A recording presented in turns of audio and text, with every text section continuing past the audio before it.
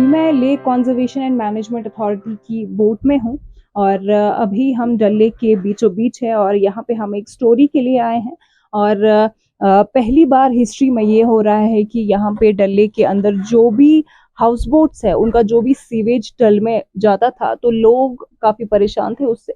और गवर्नमेंट ने अभी क्या किया है कि इस सीवेज को ट्रीट करने के लिए और इसको डल से बाहर निकालने के लिए उन्होंने पाइपलाइंस बिछाई और इसी सिलसिले में हम मुलाकात करने जा रहे हैं इस प्रोजेक्ट में जो इन्वॉल्व जेई है उनसे मिलेंगे और जानेंगे इस प्रोजेक्ट के बारे में और किस तरह से ये यहाँ के लोगों के लिए फायदेमंद साबित हो सकता है।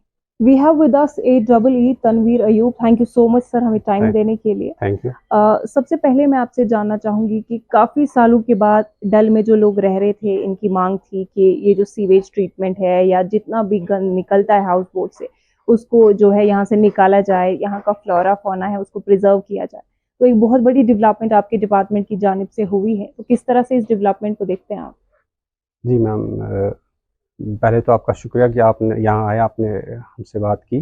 बेसिकली जो LCMA है हमारा मैंडेट ही है कि लेक कंजर्वेशन के लिए हम time to time different steps लेते रहते हैं। इसी ज़िम्न में हमने एक प्रोजेक्ट स्टार्ट किया, जितने भी हाउस बोट्स हैं इनसे जितना भी सीवरेज जनरेट हो रहा है हम उसको कोशिश कर रहे हैं कि अरेस्ट हो। उसके लिए हमने एक प्रोजेक्ट टेकअप किया है, फ्लोटिंग सीवरेज नेटवर्क। हमारे डल लेक में अराउंड 605 हाउस बोट्स हैं जिनको हमने 11 क्लस्टर्स में डिवाइड किया है। हर एक क्लस्टर के लिए हम अपना इंडिविजुअल नेटवर्क बना रहे हैं, अपना इंडिविजुअल कलेक्शन सम्प बना रहे हैं और कलेक्शन सम्प में जितना भी इस एक क्लस्टर में सीवेज जनरेट होगा हम उसको कलेक्ट करके इलेक्ट्रोमैकेनिकल मीन से नियरेस्ट शोर लाइन तक थ्रू इलेक्ट्रोमैकेनिकल मीन्स ले जाएंगे, जहाँ से ये नियरेस्ट STP पे साइंटिफिकली ट्रीट होके फिर डिस्पोज ऑफ होगा। इससे क्या होगा कि जो हमारी लेक है ये कंजर्व होगी और पोल्यूशन चेक होगा। जी, अभी मैं कुछ लोगों से यहाँ पे मिली जिन्होंने कहा कि ये जो पाइप्स बिछाई गई है काफी अच्छा इनिशिएटिव, अप्रिशिएट किया। बट देन वो कह रहे हैं कि हमारे जो हाउस बोट्स है वो क्राउन है डल लेक का, बट उनके आगे से ये पाइप्स जो है बिछाई गई है, बट वो चाहते हैं कि जो हाउस बोट है उसके बैक साइड से हो, क्योंकि कभी खुदा ना खासा फायर का इंसिडेंट होता है तब वो बोट्स को मूव नहीं कर पाते हैं। तो उसके बारे में क्या कहना है? ये तो हमारा भी मतलब हमने कंसिडरेशन में ऑलरेडी लिया है कि जो नेटवर्क है हमारा इसकी वजह से इनको तकलीफ ना हो। जो भी हमारी जो पाइप है ये हम अभी तो ले कर रहे हैं, इसको फिर हम एक स्लोप में दे रहे हैं। जो हम इसको स्लोप पे ले जाएंगे ये पाइप नीचे जाएगी पानी में, कहीं पे 6 इंच जाएगी, कहीं पे 1 फुट, कहीं पे 2 फुट। जो इनकी नेविगेशन के लिए जो रूट है, इनको जो बोट है वो आसानी से उसके ऊपर से मूव कर सकती है, उसमें कोई ये परेशानी नहीं है। और जो ये मोर ओवर दिस पाइप है इसमें जो जॉइंट होता है वो फ्लैंजर जॉइंट होता है, दैट कैन इजीली भी 3 बोल्ट खोलने तो they can remove in case of any mishap या फायर है या कुछ है उस टाइम ये रिमूव कर सकते हैं। It's not an permanent obstacle, so that way they. और देखिए जब हम कश्मीर की बात करते हैं, माइंस में जब टेम्परेचर जाता है तो अक्सर दफा डल लेक भी जम जाता है, तो क्या उससे इन पाइप्स को कोई नुकसान पहुंचेगा? वो चीज़ हमने पहले ही कंसिडर की है। जो हम पाइप नेटवर्क बना रहे हैं we are using HDPE pipe network. उसका हमने पहले ही कंसिडर किया है कि जो माइनस टेम्परेचर है हमारी जो पाइप है वो फ्रॉस्ट एक्शन की वजह से उसमें कोई ब्रेकेज ना हो। That way that have been considered that temperature differences should not effect our material quality, उसी हिसाब से सिलेक्ट हुआ। और यहाँ पे जो लोग रह रहे हैं चाहे फिर हाउस बोट ओनर्स हो, तो कोई किसी सॉर्ट का कोऑपरेशन आप इनसे एक्सपेक्ट कर रहे हैं? नहीं, डेफिनेटली हाउस बोट ओनर्स ने हमें बहुत कोऑपरेट किया। इनकी जो एसोसिएशन है, इनके जो प्रेसिडेंट है, उनकी इंटरवेंशन की वजह से जो लोगों को टाइमली एजुकेट करते थे कि इस नेटवर्क की कितनी ज़रूरत है हाउस बोट्स को, उनके कोऑपरेशन के बिना तो ये इम्पॉसिबल था नेटवर्क ले करना। लोगों ने बहुत कोऑपरेट किया है और हम उनका शुक्रगुजार हैं कि उन्होंने कोऑपरेट किया। That way they have cooperated। अभी जो डल लेक में बहुत बड़े पैमाने पे जो है क्लीनलीनेस ड्राइव चली है, तो हमने देखा कि काफी बड़े लेवल पे यहाँ पे वीड वगैरह जमा हो रहा है। तो आई थिंक ये शायद इसी सीवेज की वजह से था। तो हम एक्सपेक्ट कर सकते हैं कि अब चूंकि ये पूरी गंद बाहर जाएगी ड्रेन के जरिए, तो यहाँ पे जो है ये वीड वगैरह उस लेवल पे ग्रो नहीं करेगा। देखिए, दिस ग्रोथ ऑफ वीड ये एक नेचुरल फिनोमेना है। जो अपना जो लेक है इसमें अपना एक्वेटिक लाइफ है, अपना फ्लोरा फाना है जो ग्रो करता है। अब क्योंकि ये सीवेज जनरेट, तो इससे हो सकता है कि न्यूट्रिएंट्स ऐड होते हो, कि इसमें थोड़ा एडिशन होता हो, but this is a natural process और हम इसको चेक करते रहते हैं, टाइमली हम इसको निकालते रहते हैं। और ऐसा भी नहीं है कि हमको पूरा निकालना है, इसकी कुछ परसेंटेज है जो हमारी एक रिसर्च एंड मॉनिटरिंग विंग है जो हमको बताती रहती है कि कितना निकालना है, कितना रखना है। So this is all natural और हम उसको चेक में रखते हैं हमेशा। ठीक, और इस प्रोजेक्ट को कब तक हम एक्सपेक्ट कर सकते हैं कि इसका जो है एंड हो जाएगा, कंप्लीट हो जाएगा? हमारा जो प्रोजेक्ट है we are having a 6 months targeted town that is ending by the end of November, but we are hopeful that this will be completed by the end of this month. ठीक है, जो अभी pipe हमने ले की है ना, this is still in infancy state. अभी हम इसको लेवल करेंगे, पीछे से हम इसको ग्रेडिंग में लेके आएंगे, आगे आगे जितनी भी जाएगी ये पानी के नीचे चला जाएगा सारा। और ऐसा नहीं है कि पहले ही हम पानी के नीचे ले जाएं। वर्क इसमें हमें काम करना है। इसको हमने फ्लोट्स लगाए, आपने देखा होगा वहाँ पे उनको वो ट्रेंच जैसे कुछ बहुत पहले मिले थे, आर्टिकल के एब्रोगेशन से पहले कुछ वो प्लास्टिक के बड़े से वो टैंकर्स वगैरह है। उन्होंने बोला कि वो प्रोजेक्ट भी फिर इन्होंने ऐसे ही छोड़ा। नहीं, वो मैं बताता हूँ आपको।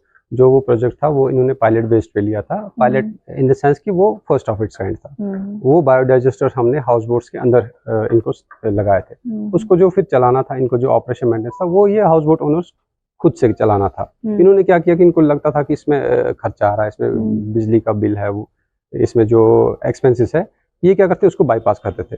तो उसकी जो मॉनिटरिंग थी उसमें जो उतनी सक्सेस रेट नहीं थी। अब हमने फाइनली क्या किया कि ना सीवेज डाल में नहीं डालना, इसको मतलब पूरा 100% चेक करके बाहर लेना है। हमारे साथ अभी एक हाउस बोट ओनर बिलाल है, आइए इनसे बात करते हैं और जानते हैं कि ये जो प्रोजेक्ट गवर्नमेंट का डल लेक के बीचों बीच चल रहा है, इसके बारे में इनका क्या कहना है। देखिए, ये जो प्रोजेक्ट है ये हमारी मांग पहले से थी और हमने इसके बारे में ऑलरेडी हाई कोर्ट में वो क्या कहते हैं प्रोजेक्ट दिखाया था उनको। उस टाइम 12 साल पहले की बात है।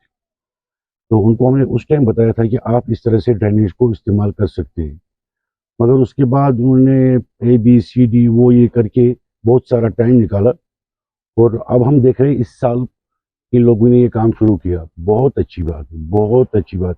इस चीज़ के लिए हम बहुत वो क्या कहते हैं बेताब थे। प्रॉब्लम ये है कि अब ये कर रहे हैं ये लोग, किसी जगह ये लाइन को फ्रंट ऑफ हाउस बोट के सामने से ला रहे हैं, किसी जगह बैक साइड से ला रहे हैं। ये बिल्कुल गलत है। अगर ये बैक साइड से लाएंगे ये प्रोजेक्ट ठीक रहेगा, क्योंकि इसमें जिगजैग कम हो जाएगा। अगर इसमें जिगजैग ज्यादा रहा तो ये प्रोजेक्ट ज्यादा देर तक नहीं चलेगा। बट इसमें आई थिंक हाउस बोट्स में यूनिफॉर्मिटी भी नहीं है ना, कि वो सीधे एक लाइन में नहीं है, कुछ हाउस बोट्स पीछे है, कुछ आगे है। तो किस तरह से पाइपलाइन को स्ट्रेट वे में बिछाया जा सकता है? अभी जो प्रेजेंट पोजीशन है उसमें अगर ये पीछे से लाएंगे उसमें हल्का फुल्का सा जिगजैग है, नो डाउट, मगर जो ये फ्रंट के बाद पीछे से लाते हैं वो गलत बात है। उससे हमको लग रहा है कि ये प्रोजेक्ट खुदा न खास्ते फेल ना हो जाए, इस चीज का मुझे डर है। इससे पहले भी इन्होंने हमारे पास टैंक्स लाई थी, वो 370 हटने से पहले, वो मुझे लगा कि बहुत कामयाब थी उस टाइम। बाद में 370 हटने के बाद उस टाइम सब भाग गए यहाँ से, जो भी इंजीनियर बाहर से आए थे। तो देखा मैंने कि वो चल रही थी अच्छी, नो डाउट, मगर जब उनका मेंटेनेंस नहीं हुआ और वो फिर बेकार हो गई। और ये पाइपलाइंस जो बिछाई गई है जो हाउस बोट्स के सामने है, तो उससे क्या दिक्कत है? दिक्कत ये है कि देखिए ये सीधी बात है, आप इतना अच्छा व्यू दिखा रहे हैं कस्टमर को और सामने से आपको सीधा वो ड्रेनेज की पाइप दिख रही है, और जो भी पानी में फ्लोट कुछ भी कचरा जो भी होगा वो उसके साथ मतलब फंस जाएगा, नो डाउट। और अगर वहाँ कुछ भी मतलब क्या कहते हैं घास निकालना हो नहीं निकाल सकते, हाउस बोट को मूव करना होगा नहीं कर सकते। तो इसीलिए हमारी डिमांड है जो भी आप पाइप डाले हाउस बोटों के पीछे डाले, आगे ना डाले। हमने लोकल्स का भी वर्जन सुना और हमने ऑफिशियल्स का भी इस प्रोजेक्ट को लेके वर्जन सुना। अब देखिए, जब हम डल की बात करते हैं तो हमने देखा कि डल के ऊपर काफी लोग डिपेंड है, काफी लोगों का लाइवलीहुड इस पे डिपेंड है, और हम डल को कुछ नहीं देते हैं लेकिन डल से हम काफी चीजें लेते हैं। तो मुझे लगता है इंडिविजुअल लेवल पे अगर हम लोग अपनी जगह पे डल की साफ सफाई में वॉलंटियर करें, हेल्प करें, तो हमारे लिए ये बहुत ही अच्छी बात है। और ये जो स्वेज ट्रीटमेंट प्लांट बना है यहाँ पे डल की साफ सफाई के लिए, तो ये एंटायर इंडिया में पहला ऐसा प्रोजेक्ट है जो डल के बीचों बीच मैनुअली बिछा हुआ है, और जिसमें जो कॉस्ट है बहुत हाई है। प्लस ये 2 साल का काम था जो 6 महीने के अंदर गवर्नमेंट के जरिए कंप्लीट किया गया है। ऐसे में लोकल्स जो हैं वो काफी खुश नजर आ रहे हैं। बस ये है कि उनको चाहिए कि वो थोड़ा जो उनका ट्रस्ट डेफिसिट है गवर्नमेंट के साथ, उसको थोड़ा वो ओवरकम करे, क्योंकि गवर्नमेंट जो है लगातार ये कह रही है कि वो इनके हक के लिए और इनकी बहबूदी के लिए काम कर रही है।